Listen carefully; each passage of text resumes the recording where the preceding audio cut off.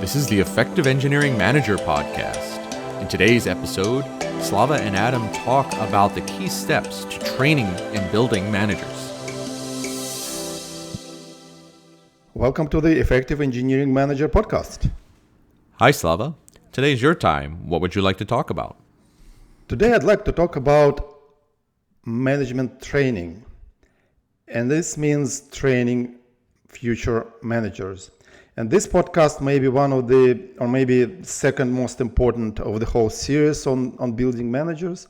We covered lots of stuff. And I think the most important one is the fitness for management, right? Or what we call the attitude, right? And maybe 2 or 3 podcasts ago, we talked about how it's very important that folks who want to become managers have that attitude, which is accomplishing more by taking care of the team, right? This is the fundamental requirement, right? Everything else, money, success and whatnot, right, are all the wrong reasons.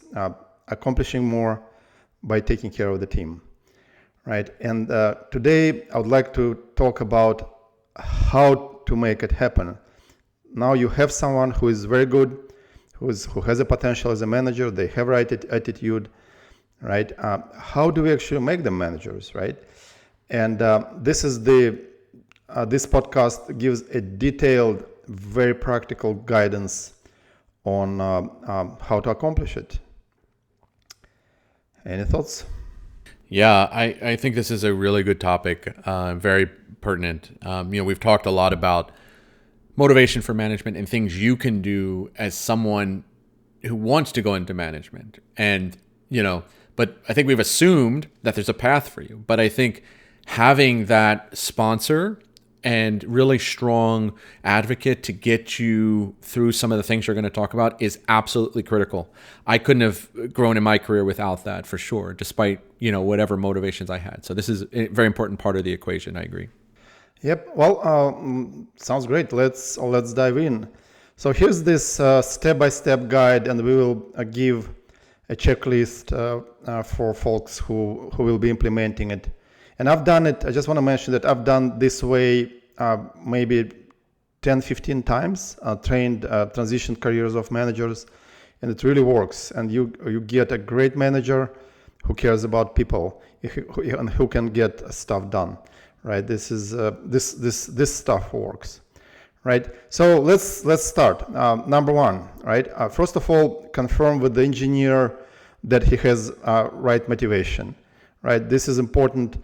Make sure that you did talk to him about the 3 types of power: the relationship power, the expertise power, and the role power, and how the relationship power is the most important one and the most effective one. We do not want to grow people who manage by giving orders.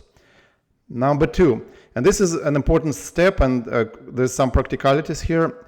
You actually need to confirm with HR that what you're trying to do in terms of transitioning their career horizontally is possible, right? That they're not going to object, or your chain of command won't object, right? You need to confirm with your chain of command, and you need to confirm with HR. Now, how to make it practical, right? And there are a couple of things. First of all, we talked about how transitioning to management is not a promotion. You tell HR that they're not going to be getting a salary bump, right? That even though their job code is going to change, their title is going to change from a software engineer to an engineering manager, right? They're not getting bumped up salary-wise, right? This usually relieves the concerns about the budget, right? Because things are always tight, and this helps a lot. And the second thing which you can use with your chain of command is that they will continue to contribute to the code base, right?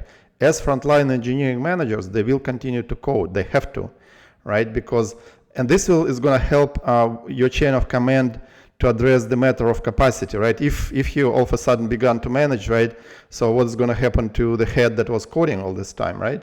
So just use it with your bosses and also use with your direct. Say, hey, you need to continue to do code reviews. You need to continue to code, maybe not 100%, but let's say 40 to 50 to 60%. You need to continue to do design reviews. You need to continue to do designs. So this addresses this. And also this continue to be hands-on as a frontline engineering manager is important is for maintaining the respect of the team, right? If you train someone who jumps off technical work and only does people project management, right? Not everyone may like it, right? And this might seem as okay, he just didn't want to code anymore, right? And that's why he decided to be a manager. So does it make sense, Adam? Absolutely. This makes a ton of sense. And if we go back to when we had Anand Safi on talking about becoming a manager is not a promotion, this is exactly why. It's a transition. It's not. It's a good move. It's not. Let's not talk about it negatively. It's a good move, especially for those that are motivated. But you have to really structure the change and the communications first, because if you don't have that, like you said, they may continue coding 100% of their time. They may continue doing exactly what they thought got them there in the first place if they've never been coached or brought into a management role, let alone any management skills they need. So I think this is critical. Exactly. Yes, and definitely there needs to be brought up with your direct that, hey, I do expect you to be hands-on, but I also do expect you to start to do your job as a manager, right? As a people manager, as a project manager, as a program manager, right? So we covered this. Number 3, by that point, you already agreed with your direct that you are doing it and they're doing it. HR is on board and your chain of command is on board, so it's a go, right? And this is important. I'm just going to want to keep bringing it up, because if you don't get your chain of command or HR on board, and if you spend 12 months training someone as a manager, right, and then just to discover that it's not going to be possible, this is going to be a very bad day for everyone, right? Loss of time, loss of trust, and everything else. So make sure that you have everyone on board, right? Now, the third and a very important step, and like you said, communications is super important, is you tell your direct report or your manager in training, as we call them, right, that you will announce their career transition to the team, right? They have to know that the team will know, right? It's not going to be hush hush. It's not going to be under the table. They just need to know that the team will know, right? Now, and the fourth step also important, which is essentially we're just talking about launch here, right? Launching this training, right? Talk to the team on a one-on-one basis and share the transition that this individual is going to be undergoing in terms of becoming a manager, right? So share the news, and also do share why you believe they're going to be a good manager and why you believe they will take care of the team and while they will take care of getting stuff done, right? So one-on-ones, just your usual one-on-ones, just bring it up, right? The fifth step is share exactly the same message in a public forum, such as a staff meeting, right? This is essentially just a agreement meeting, because everyone already knows that this is happening. They had a chance to ask questions, and this is just a public demonstration of the fact that, okay, now this is official and this is public, right? Now, the next step is to prepare and share a plan for your direct. This career management training plan with your direct. This can be, most of the times these days, an electronic document. If you want, you can do a PowerPoint, you can do a Google Doc, you can do whatever you want, right? But it has to be a document, something that you can print, give it to them, or they can see, check it in, and watch how they're following through with the plan, right? So that's this is important, right? Now, continuing, the plan must contain 3 top-level parts, right? The study of management, the practice, and the actual transition, right? What does it mean? So study, and this is, I think, to me personally, one of the most important stages, right? Typical, and you should set the expectations with your direct like this, typical time takes to transition to management is about 12 months, right? And study plan takes about 9 months, right? That plan is the guided self-study, and we covered guided self-study before, and I'll just give a really quick overview.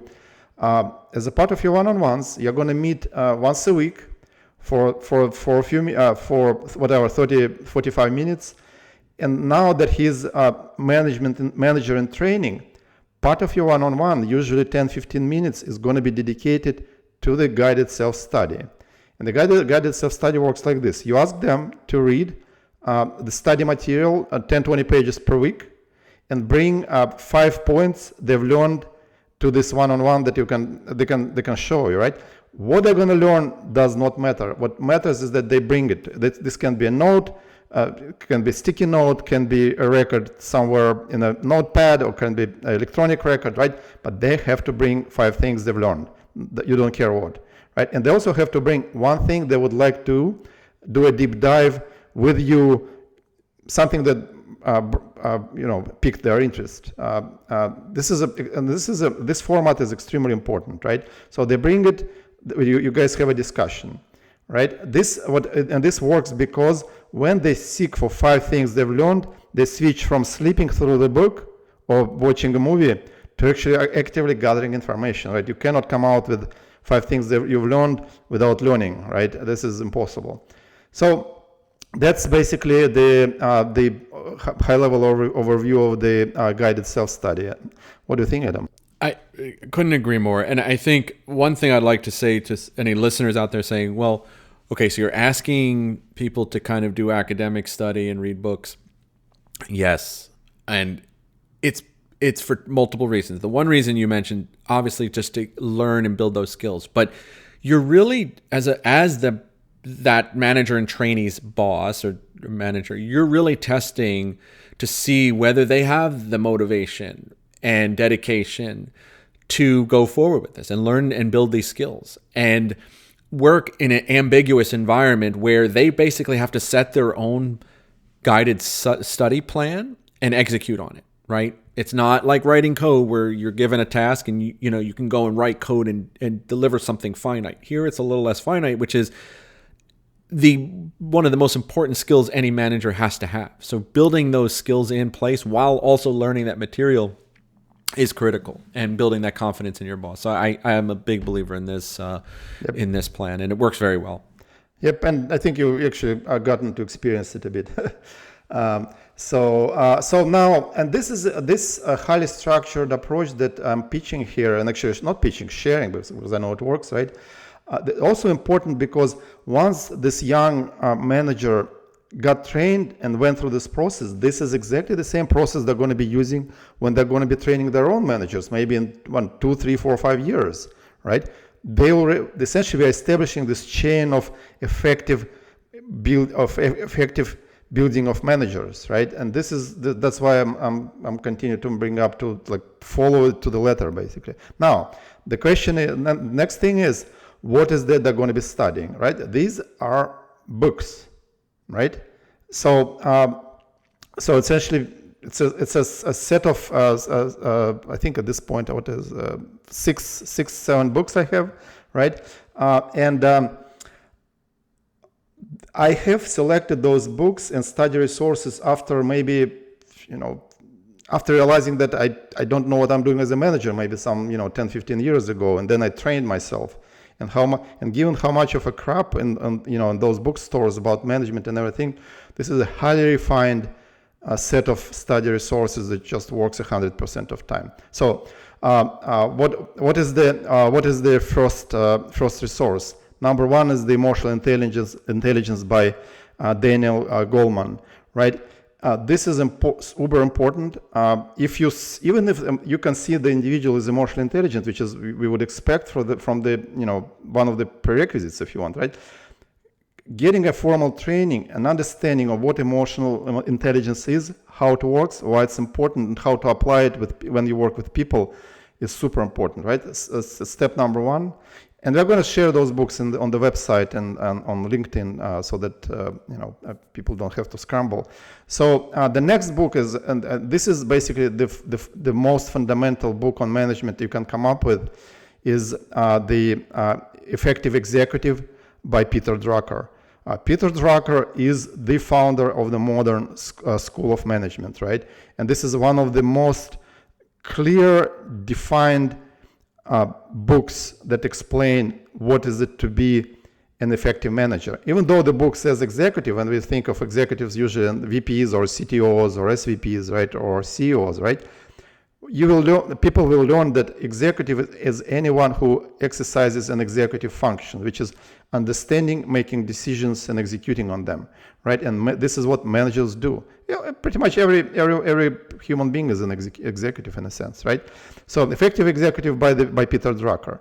The next one is the book called Execution, right? And this is a book by one of the luminaries in management, Larry Bossidy. This is a fundamental book which focuses on how to execute 100% of times, right? Without executions, no planning matters, right? If you don't execute as a manager, there are not going to be results. And executing, knowing how to, and doing it is uber important. This is the third book. Now, the next book, once we covered the core fundamentals of management, right? Another book which I recommend is the book is called Effective Manager. And this is a relatively new book that came from the guys that are known for the podcast Manager Tools, which I love, and I've learned so much from it, right? So Effective Manager is the book that covers three core management pillars, right? Which is one-on-ones, feedback, coaching, and delegation. This is an extremely practical book, and anyone who can take it, they'll learn, and maybe they'll never need to learn anything about feedback, coaching, delegation, right? So the fifth one is the book which is called "It's Okay to Be the Boss," right?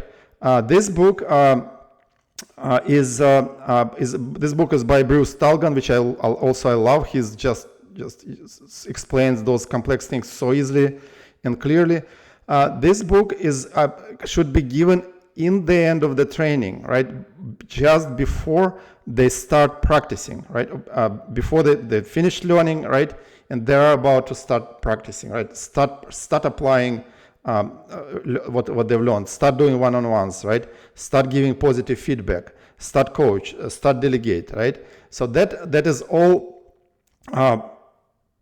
is going to be happening, and it's always this interesting transition period, because I've had directs whom I trained that they had their first one-on-one as a future boss of the team or of a particular individual, right? They were sweating bullets, right? And they were telling me, you have no idea how hard it was. I go from a buddy or a colleague, sitting next desk, to a boss, right? And this is not easy, right?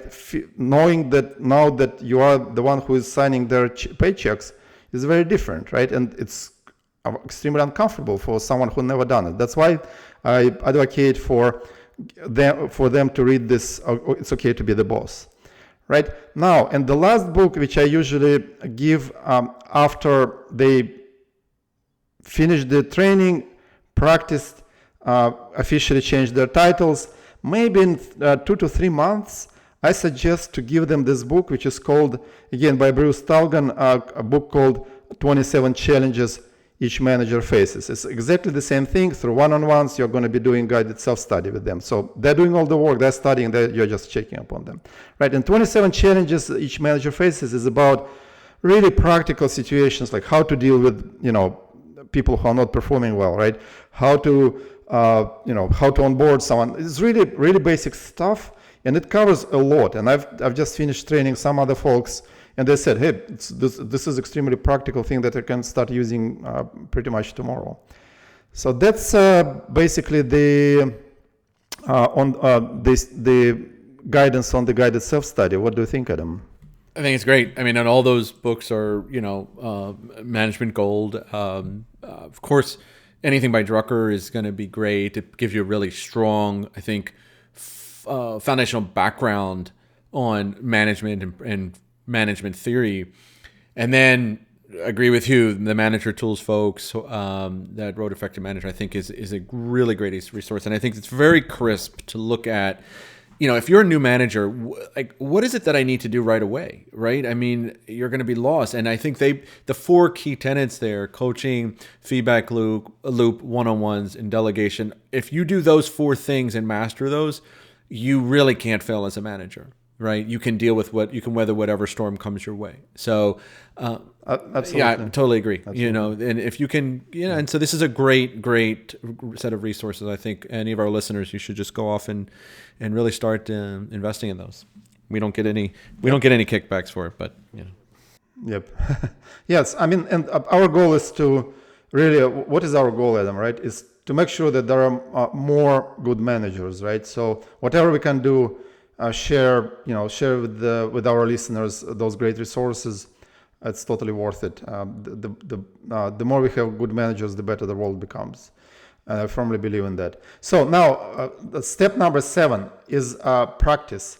The guided self-study depends on how fast they read, but usually giving this, I don't know how many pages exactly, there may be 2,000 in that list. So that's a lot of work, right?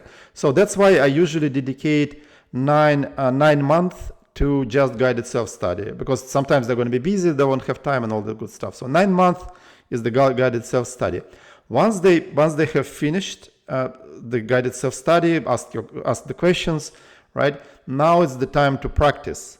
And the practice in that 12-month training period takes about 3 months, right? So during that practice, the first thing they're going to, and you're going to ask them is to start practicing one-on-ones. They're going to schedule one-on-ones with their future team that they're going to take on, right? They're going to practice positive feedback. And I say positive and never mention negative, because to get to the ability to provide negative feedback effectively without pissing off people, without making enemies, it's very hard, and it takes lots of practice. And I suggest for young managers who just transition their career, just don't do negative feedback, right? For 6 months to 12 months, do only positive. Positive feedback will make you lots of friends, it will make you great employees who are looking forward to talking to you, because they know there's always something good is coming from you, right? So they're going to be practicing one-on-ones and positive feedback under your supervision. You have to check in pretty much for a month into every one-on-one they're going to be doing, right? And the formula is very simple. It's usually they're there in the meeting, and you come and say, "Hey, folks, I'm going to be here as a manager, just observing that they're doing the one-on-ones correctly. Ignore me. I'm here to just to make sure that they're doing well, right? And then I'm going to give them feedback after the one-on-one, right? So once they started doing one-on-ones, provide them feedback. It's okay to provide corrective feedback, because people do make mistakes. For example, they can let the direct report to talk not stop for the whole one-on-one, right? And so that the manager didn't have time to provide updates, right? Provide the feedback, right? They know that it's important for them to learn, and this is one of the most important. One-on-ones are the most important tool, and positive feedback is just second to none, if you want. What do you think, Adam? I 100% agree. I think this is really good stuff. And, people that haven't done one-on-ones and haven't led people before really do need to practice it, right? No matter how innate you are, no matter how emotionally intelligent you are, you really need to practice that, because you're really going to start dealing with different types of personalities that you may not have dealt with or not dealt with in that context. And you really need to learn how to manage those types of relationships. And that period is going to set you up for success, not just for the near term, but for the rest of your career. Yep, totally agree.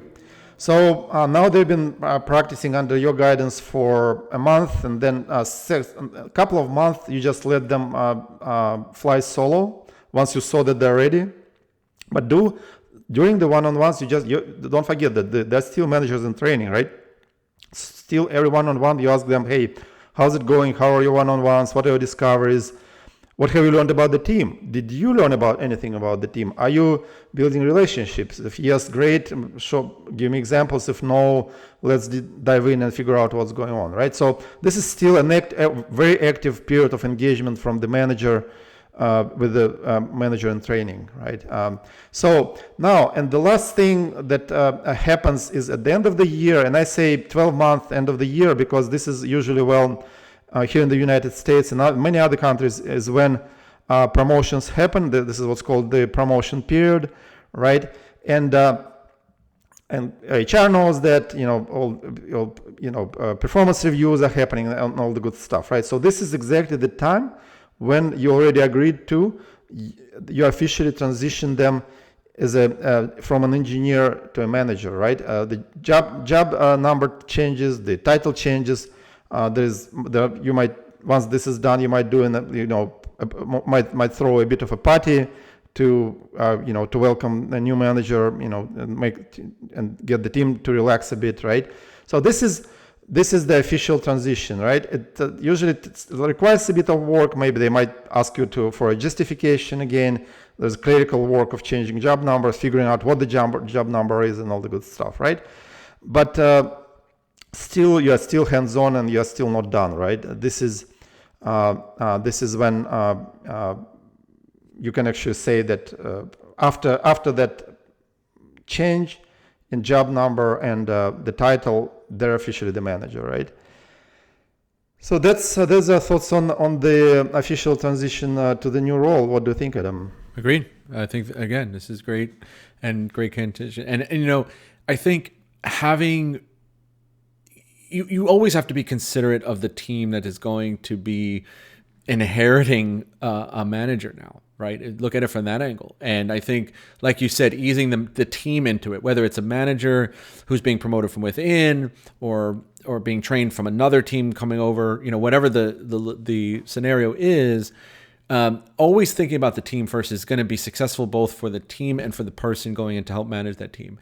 And having that oversight of whoever's the manager and trainee's boss is, putting them in that position really, and their endorsement really, I think, is critical. And it has to be that way. I mean, I don't think you can really just do it any other way. You can't just drop somebody in, because if you do that, you're also sending the message that this person was a good engineer and we're just, putting them into that role. And we already talked about why that's not a good success-oriented plan, but also it really, from the team's perspective, they're lost on what the context is, right? Other than knowing this person was a good engineer. So putting it into perspective, having a good transition, absolutely key. Yeah, and you actually had a very good point. It's not only about training the manager, right? And training and easing him into the job, right? It's also easing the team to become to accept that manager, right? To know that they're there for them, right? So this is why it takes time, right? And you had another great point. If you drop someone in, right, first of all, it means that you don't care about the team, right? Because you never asked, their opinion, what's going on. Are they accepting of this particular individual, for example? But because sometimes you start doing 360 for a new manager or new manager you want to train, and feedback sometimes is not good, right? And you don't want to do this. So so at this point, you would think that, okay, now you are done. The managers, the official managers, and let them go. No. What I suggest for the next, and this really depends on a particular individual, right? But what I suggest that for the next 3 months, during one-on-ones, you just bring up, hey, how's it going? Are you feeling comfortable? How are one-on-ones? Just literally a temperature check, right? First of all, it shows that you are still with them, right? It's not that you drop them in a deep end of the pool and you are done, right? Continue to provide support because they may need support. Maybe someone someone has now performance issues, or maybe whatever, people are fighting between each other. Who knows, right? You need to be there for them, right? And in about 3 months after they practiced, right, and become comfortable, and there's always this moment when you say, hey, how comfortable are you now as a manager? And they're going to say, it's totally working, I'm all good, right? After this, you can drop the temperature checks during the one-on-ones and just let them be. But at the same time, at the 3-month mark of them being officially a manager, give them the 27 challenges each manager faces, right? Again, same guided self-study, take them through it. It's a easy read, very practical, and they can land it within a month. I think it's a normal timeline, one month or 2 months, right? So that's basically you're done, right? You have a brand new manager who is succeeding thanks to your efforts and thanks to their efforts to learn and to practice the art of management, right? Are you done, right? And the answer is not yet, right? What you want to do is, first of all, if they went through this training as I described, this management training which I just gave to the listeners, right? They are already so much better than, I would say, 98%, 95% of the general management population, right? Because most of the times no one ever takes time to learn, right? They're so much better now already. But last thing you're going to do for them is to set them up for a lifelong study of management, right? It's an endless joy, and there's so many things to learn, so many things to polish, so many things to optimize, and this is just, they should be doing it continuously, just like I'm doing it for sure, continuously listening to new stuff. And what I recommend, give them the Effective Engineering Manager podcast, this podcast, because we try to cover all the important things at this point. We at 27 episodes, we covered people, projects, different management tools, and all the good stuff, right? So give them our podcast. And I also strongly recommend for them to start listening to this podcast, of which I just madly in love with after 5-6 years, is the manager tools. Very easy to find on the internet. They also have licensing. Manager tools podcast is always free, but you can pay $200, get a license, and you can get the show notes from them, right? This gives you an amazing tool when you need to provide someone guidance, right? But you really don't have time to talk to them, right? Or this is something tactical. What I do all the time, as I'm a licensee, I go find the episode which I need, and they have like episodes on everything, like literally on everything, right? We are little babies compared to them, even though our focus is on the engineering management rather than just the general management, right?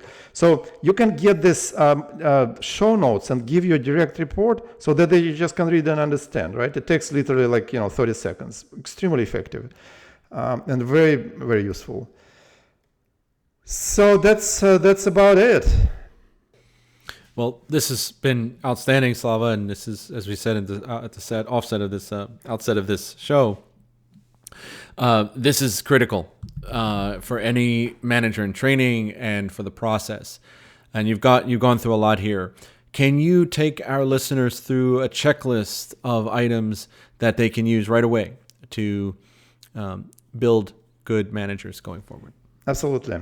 And here's the checklist. It's very extensive, but every line is worth its weight in gold.